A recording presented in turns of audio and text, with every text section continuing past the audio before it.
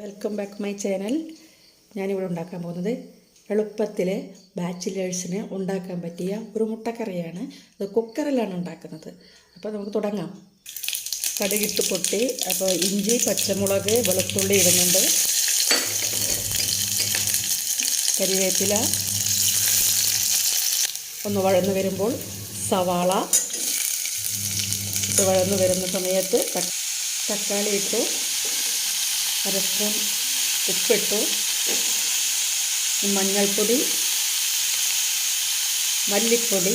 ഇത് കൂടുതൽ വഴങ്ങുന്നതിന് മുന്നേ നമുക്ക് മുട്ട പൊട്ടിച്ചൊഴിച്ച് വിസിൽ വരുത്തിയാൽ മതി. തക്കാളി ഇട്ടു, അല്പം അര ഗ്ലാസ് വെള്ളം ഒഴിച്ചു ശേഷം 2 മുട്ട പൊട്ടിച്ച് ഇതിലേക്ക് ഒഴിച്ചിട്ടുണ്ട്. ഇതിനി ഒറ്റ വിസിലിൽ മുട്ടക്കറി റെഡിയാകും. കുക്കറിൽ മുട്ടക്കറി തയ്യാറായി കഴിഞ്ഞു. എത്രയും പെട്ടെന്ന് ഉണ്ടാക്കാൻ പറ്റുന്ന